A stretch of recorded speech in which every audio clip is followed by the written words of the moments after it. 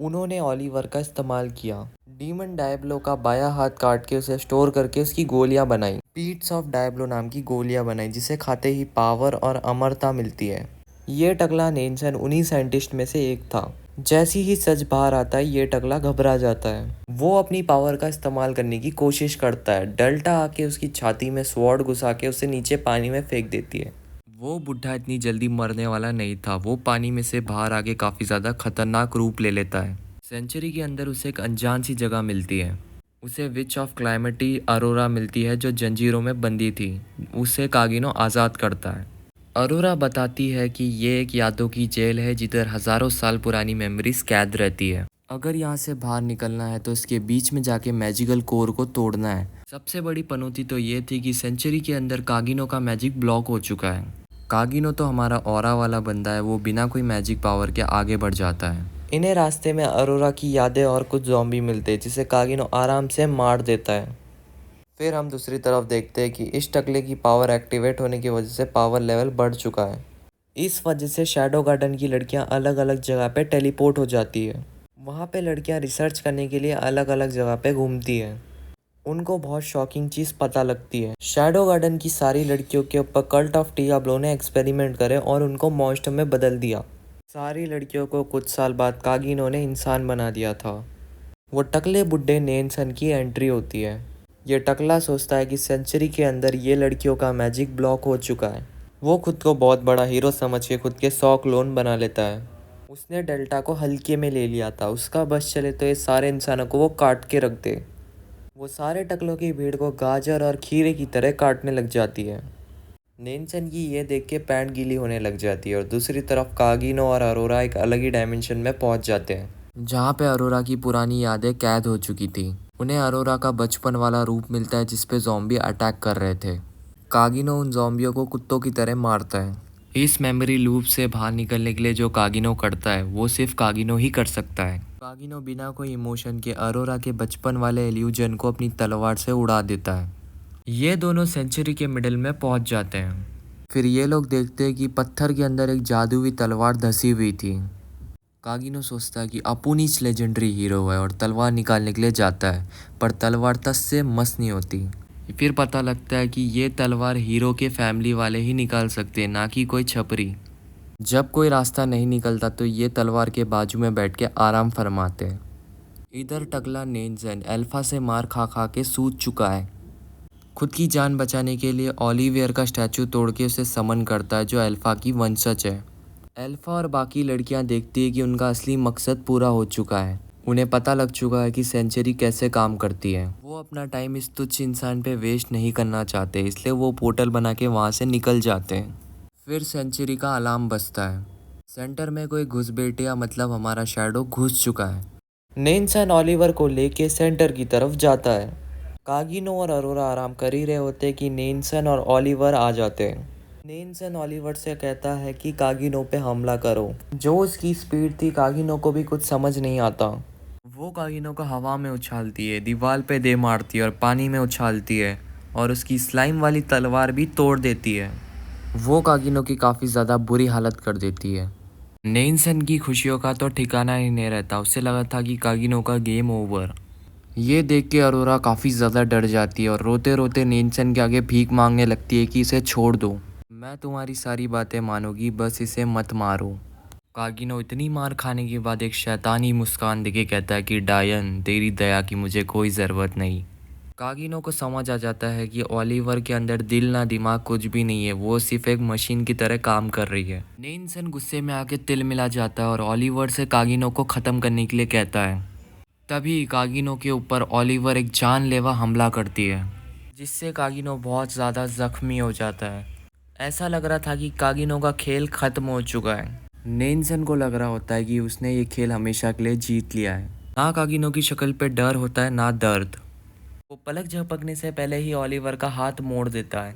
वो अपने खूंखार जबड़े का इस्तेमाल करके उसे बहुत बुरी तरीके से काट लेता है। वो इतना ज़्यादा खतरनाक था कि ओलिवर के शरीर से खून का फव्वारा निकल जाता है।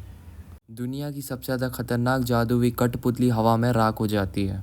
ये देख के नेल्सन के पैरों तले ज़मीन खिसक जाती है। उसकी कांपती हुई आवाज़ में मौत का डर साफ दिख रहा था। वो अपनी काँपती हुई आवाज़ में कहता है, जब इसके पेट में तलवार घुस चुकी है तो ये लड़का अपने पैरों में कैसे ठहरा है।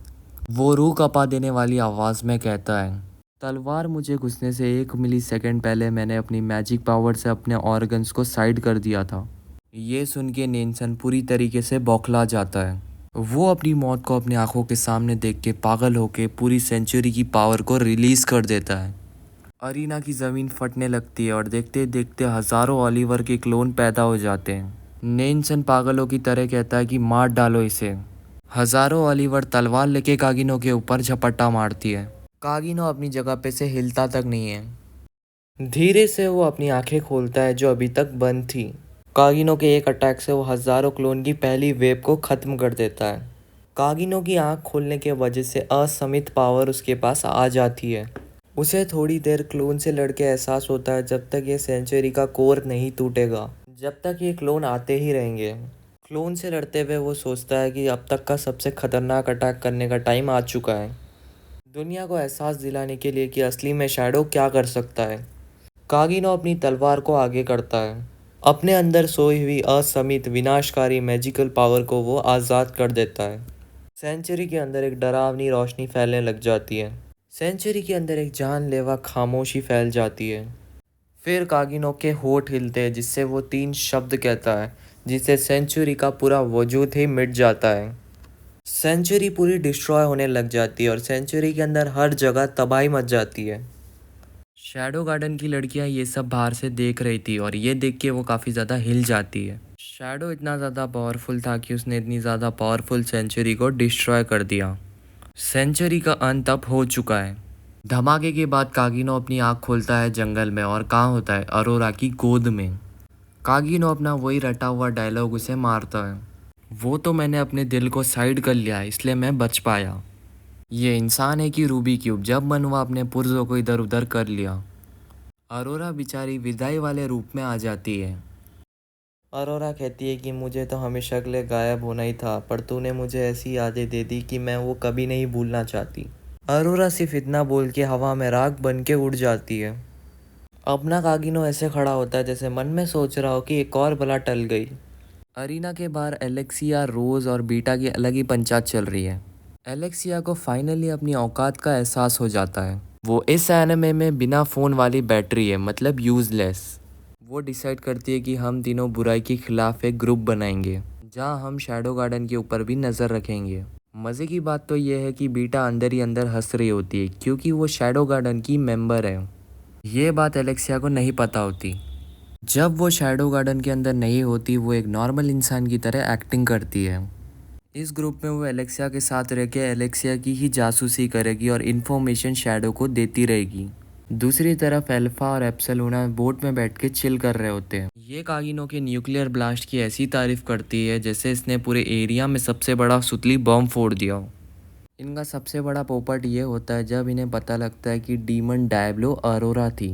मतलब समझ रहे हो, कागिनो ने इस दुनिया के फाइनल बॉस को ही फ्री ट्रायल में ख़त्म कर दिया और उसे भनक तक नहीं लगी। इधर प्रिंसेस आइरियस अलग ही पेट्रोल के नशे में है। वो इसलिए गुस्सा है कि शैडो गार्डन ने इतना बड़ा धमाका करके स्टेडियम को मिट्टी में मिला दिया। वो शहर की रानी होने के बाद उसे भनक तक नहीं लगी। एलेक्सिया उसे समझा समझा के थक जाती है कि दीदी, शैडो गार्डन वाले बहुत खतरनाक है, हम उनकी शक्तियों के आगे मच्छर बराबर भी नहीं है। पर आइरियस का ईगो बिल्डिंग के सबसे टॉप फ्लोर पे बैठा है।